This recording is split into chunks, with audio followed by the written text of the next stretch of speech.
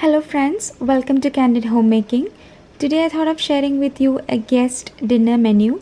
We had some friends over last weekend and I thought I'll share with you what I made for them, which might give you some ideas if you want to cook for your friends or if you're searching for recipes for your next potluck.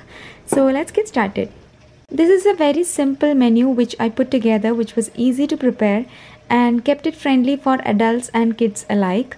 For a welcome drink, I chose to prepare a smoothie which everyone loved since it was refreshing to have it on a warm evening when they arrived. And for the main dish, we have a quick egg biryani with chicken roast. And for a milder main dish, I chose to prepare some Idiappams, our Kerala specialty, with some vegetable stew. And for satisfying the sweet tooth, we had some marble cake. So let's get started on how to put this menu together. The first dish is Kerala chicken roast, and the preparations for this started the previous night since I like to marinate it for a longer duration, and this turned out very crispy and flavorful. And let us see how we can very easily prepare this. In a bowl here I have some water into which I am squeezing some lemon juice and I am immersing in the chicken drumstick inside for a few minutes. Meanwhile, keeping the marination ready, have some red chilli powder using Kashmiri red chilli powder for a good red color, turmeric powder, coriander powder, pepper, ginger paste, garlic paste, garam masala and chicken masala powder, which is an optional ingredient, adding some salt, lemon juice and mixing it well and slitting the chicken pieces and add the marinade and evenly coat it, covering it with a cling wrap and keeping it in the refrigerator until ready to cook. I chose to do this the previous night so that the recipe turns rich in flavor. The next day I just heated up a pan with a little oil and added some curry leaves and pan fried the chicken drumsticks and they were good to go. Another dish that I made ready the previous night itself was a marble cake, and you must definitely try this out for a dessert or even as a tea time snack. Any kids around will love you for this. Here I have the cake flour. You can use regular maida also, but if you have this, it might be a better choice to go for. Next comes sugar, milk and butter, vanilla extract, baking powder and some baking chocolate and a few eggs. Add the cake flour and the baking powder together and mix.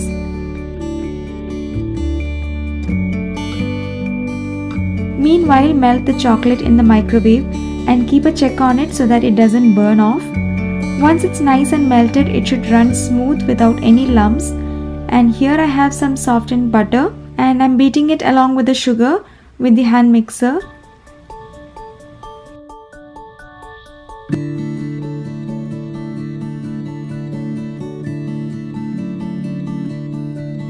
And once it is blended well, adding in the eggs at this time.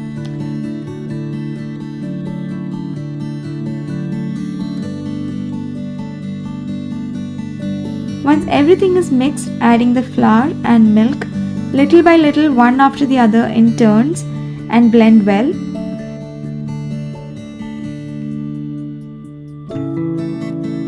Transfer half of this batter into another bowl and add the melted chocolate and mix it well. Then into a pan adding the vanilla batter and then adding spoonful of chocolate batter in random places over the vanilla batter and using a table knife or a fork and giving it a gentle swirl, touching all the chocolatey places with a very gentle touch. And then once you're comfortable with the pattern, keep it in a preheated oven at 350°F for about 45 minutes until the pricked fork is clean. Then it's ready to be cut into pieces.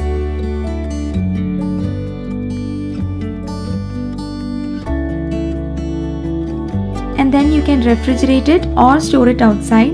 If keeping it inside the fridge, you can slightly microwave it before serving. Next recipe is for a simple quick egg biryani which tastes rich and yummy. For that I am frying in the rice in some ghee. The rice has been soaking in water for the past 20 minutes and frying at this stage makes rice taste so good. Then I am adding in the water and adding enough salt to cook it until about 80% done.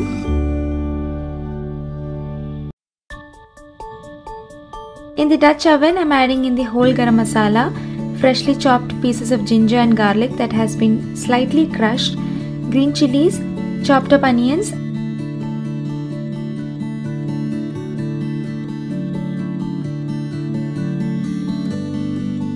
and then letting it saute.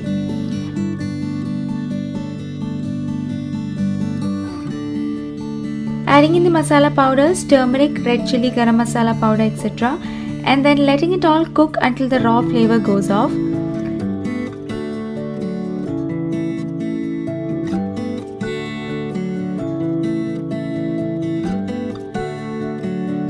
Adding in the chopped up tomatoes and letting it cook.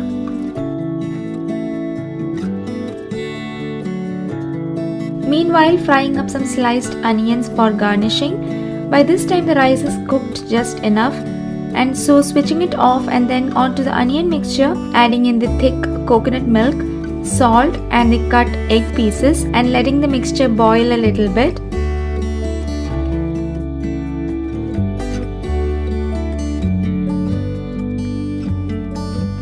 Then layering the biryani up with alternating layers of rice and the gravy, and garnishing with cilantro, mint and fried onions in between.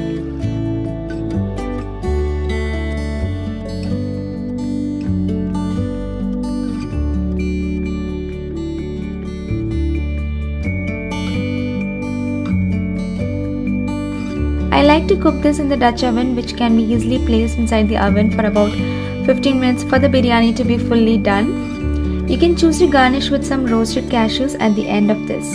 Next, I'm preparing the vegetable stew. This is simple, but sometimes that's all that we want to give a break from all the masala flavors. Here I have the poppy seeds, cashews, green cardamom, cloves and split chana dal. These poppy seeds have a very good nutty flavor and they are great thickening agents as well. So if you have a curry which you feel is light in consistency, you can definitely add poppy seed paste to make it thick and richer. And then I'm going to be roasting all of this and then grind it with a little water. And then while that's going on, I have taken a bowl of veggies, potatoes, carrots, beans, green peas. You can take cauliflower also.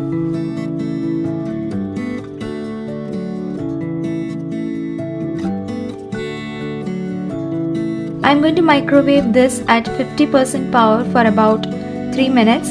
The aim is to parboil the vegetables gently.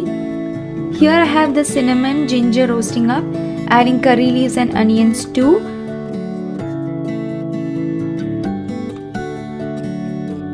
And then adding the ground poppy seed paste quickly and saute it.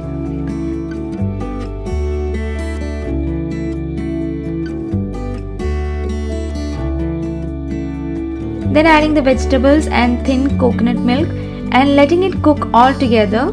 You can adjust the salt levels too according to your preference. And after that, once it has been simmering, adding thick coconut milk and letting it simmer for some more time. Finally adding a teaspoon of coconut oil, and this seals in all the goodness of this vegetable stew. Now lastly, I prepared the idiappams that goes so well with the vegetable stew. And for that I had the idiappam powder, and as per the directions added a little salt and water and then made the dough mix.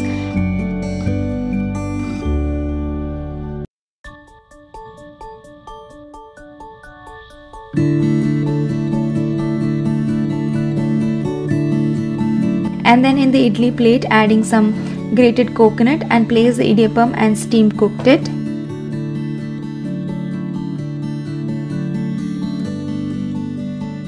Which was served fresh and warm. Before they arrived, I had to prepare the strawberry smoothie as well. So I took the strawberries and a can of condensed milk and blended to a thick paste-like consistency. I added a little bit of lemon juice too in it. And then you can keep this drink ready. You can add ice or cold water to this mixture when guests arrive, and they would love to quench their thirst with this yummy fresh drink. So I hope you found this video helpful for preparing your next dinner for your guests, and do let me know if you make any of these. I will link another video that I have on special dinner recipe for guests which is more of a North Indian style recipe. If you enjoyed watching this, please give this video a thumbs up, and I will see you all later. Take care and bye.